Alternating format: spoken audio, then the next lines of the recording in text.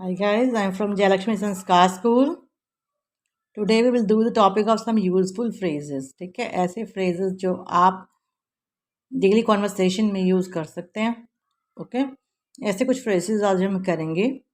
जैसे first still, ये एक वर्ड ही है. It's not actually a phrase but still it is used very widely in English language. देखा अभी इसी सेंटेंस में मैंने भी स्टिल यूज़ किया. ओके, तो स्टिल का मतलब होता है अभी भी या तभी भी. ओके, तो मैं इसका मीनिंग लिखूं तो अभी भी कोई काम अभी भी हो रहा है, सुबह से कर रहा है लेकिन अभी भी कर रहा है, तो उसे हम कहेंगे still. Okay, like he is still sleeping, वह अभी भी सो रहा है. He is still sleeping. I said sorry to him but he is still not talking to me. मैंने उसे सॉरी बोला लेकिन वो अभी भी मुझसे बात नहीं कर रहे हैं. ओके, तो इस तरीके से आप स्टिल के सेंटेंसेस बना सकते हैं. ही is still sleeping, she is still writing, she is still not ready, वह अभी तक रेडी नहीं है, वह अभी तक तैयार नहीं हो पाई है. She is still not ready. Okay, next जो आपका फ्रेज है वो है while doing something. Like verb plus ING लगाएंगे हम वाइल, यानी कि एक काम करते करते एक काम करते हुए आप अगर कोई दूसरा काम कर रहे हैं तो उसके लिए हम वाइल और वर्ब के साथ ING फॉर्म लगाते हैं. लाइक मैं कह दूं कि मेरी मम्मी टीवी देखते देखते खाना बनाती है, या खाना बनाते बनाते टीवी देखती हैं, तो एक साथ दो काम हो रहे हैं उसके अंदर. एक काम करते हुए वह दूसरा काम कर रही हैं, तो उसके अंदर आप सेंटेंस बना सकते हो कि जैसे my mother कुक्स while watching TV. While watching TV, my mother कुक्स while watching TV, यानी कि मेरी मदर, मेरी माँ खाना बनाते हुए जो है टीवी देखती हैं, टीवी देखते हुए खाना बनाती हैं. दोनों काम साथ ही हो रहे हैं, एक काम करते हुए वह दूसरा काम करती हैं. वाइल वॉचिंग टीवी यानी कि टीवी देखते हुए वह खाना पकाती हैं. ओके, नेक्स्ट है आई हैव नो आइडिया. ये आप तब यूज़ कर सकते हैं जब आपसे कोई कुछ पूछ रहा है किसी चीज़ के बारे में और आपको उस चीज़ के बारे में पता नहीं है, तो आप कहेंगे I have no idea. Okay, I have no idea. I have no idea how long it takes to go from Delhi to Lucknow. क्योंकि मैं कभी लखनऊ गए नहीं हूँ तो मुझे नहीं पता कि कितनी देर लगती है दिल्ली से लखनऊ जाने में. तो अगर आपसे किसी ने पूछा कि दिल्ली से लखनऊ जाने में कितनी देर लगती है, अब मुझे पता नहीं है, तो फिर I said I have no idea. I have no idea how long it takes, कितनी देर लगती है. एक यहाँ पे हमने एक फ्रेज और कर लिया इसके अंदर, how long it takes. Okay, कितनी देर लगती है, how long it takes to go from Delhi to Lucknow. I have no idea. Okay, I have no idea where the classes are going on, मेरे को कुछ पता नहीं है कि क्लासेस कहाँ चल रही हैं. ओके, तो इस तरीके से आप आई हैव नो आइडिया जब आप किसी चीज़ के बारे में पता नहीं है तो वो हम कह सकते हैं. Okay, I have no idea how to cook in my new oven, मेरे को नहीं पता नए ओवन में खाना कैसे पकाना है. ओके, तो इस तरीके से आप इसके सेंटेंस बना सकते हैं.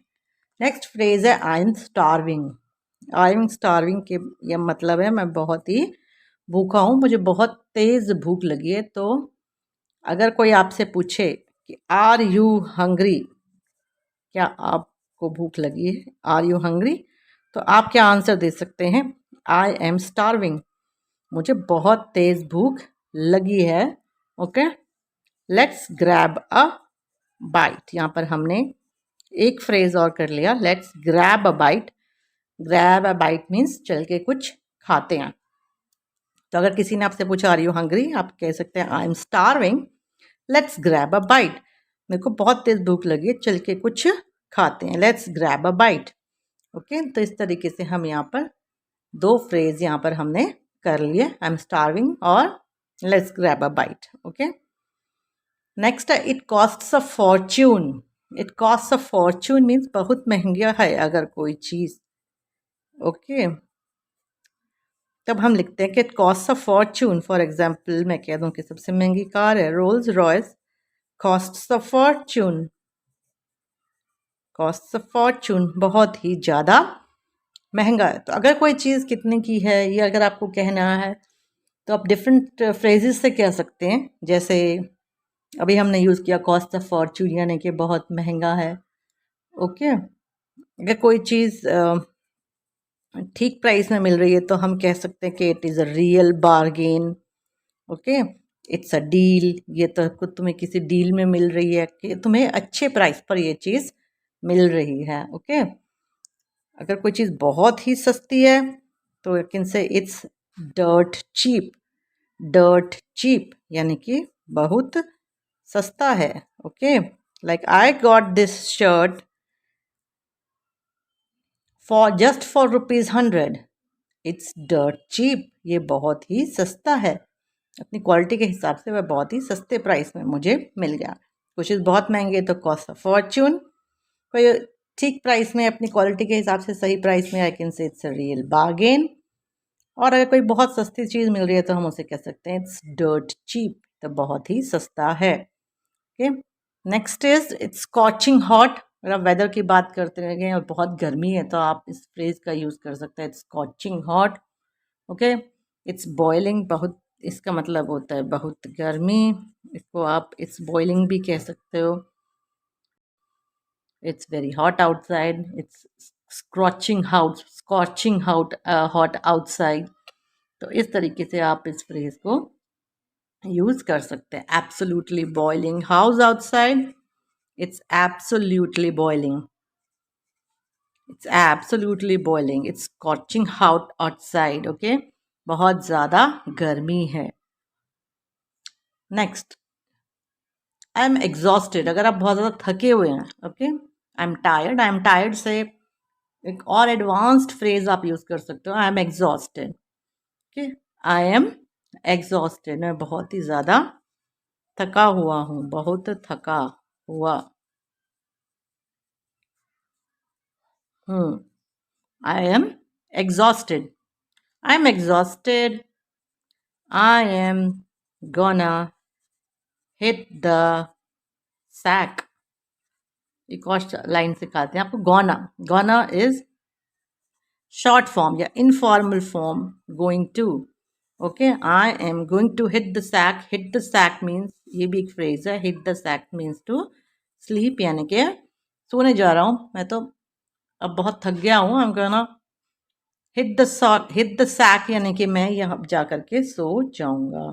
Okay, I am very exhausted.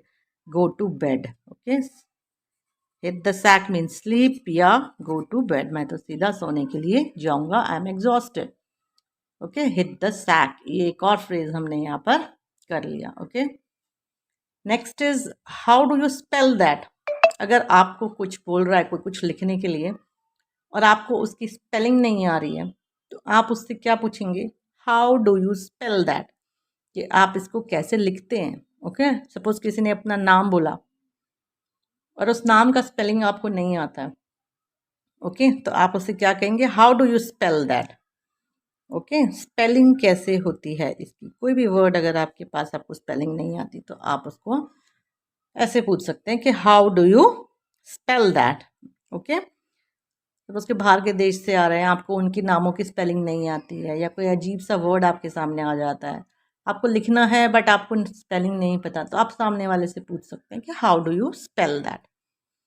Next is I am looking for, कि मैं क्या ढूंढ रहा हूँ. ढूंढ रहा हूँ, क्या ढूंढ रहा हूँ. आप किसी भी दुकान में जाते हैं तो आप दुकान वाले से कह सकते हैं कि I am looking for white shirt. मैं एक वाइट शर्ट ढूंढ रहा हूँ. ओके, हम दुकान वाले को कह सकते हैं I am looking for a white shirt. I am looking for a formal shirt या फॉर्मल ट्राउज़र. ओके, तो इस तरीके से आप दुकान वाले से क्वेश्चन कर सकते हैं. I am looking for a white shirt. Can you help me with that? Okay, क्या आप मेरी मदद कर सकते हैं? Can you help me with that? Okay, we help somebody with something. Okay, next is, when is the deadline? Deadline means what is the last date to complete a work. किसी काम को करने के लिए कोई आखिरी तारीख होती है, या कोई डेट रिलेटेड काम होता है कि हमें तब तक ख़त्म करके देना है, तो उसके लिए हम पूछते हैं when is the deadline. Okay, when is the deadline. Okay, when is the deadline of this project, यानी कि इस प्रोजेक्ट को करने का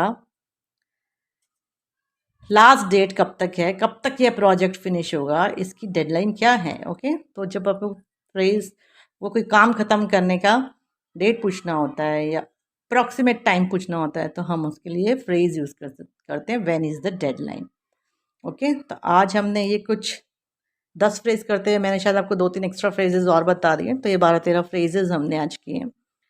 तो आप इनकी प्रैक्टिस करिए, इन फ्रेजेस को लिख लीजिए. Okay, right these phrases, and her phrase को कम से कम 4 बार आप लाउडली, जोर से बोलिए, क्योंकि रेपिटेशन, यानी कि बार बार हम जब कुछ करते हैं, रेपिटेशन जो होता है वो चीज़ों को आपकी लॉन्ग टर्म मेमोरी में लेके जाता है. ओके, तो repetition is very necessary to add things to your long term memory. आपकी लॉन्ग टर्म मेमोरी में ले जाने के लिए इन फ्रेजेस को रेपिटेशन, यानी कि बार बार बोलना बहुत ज़रूरी है.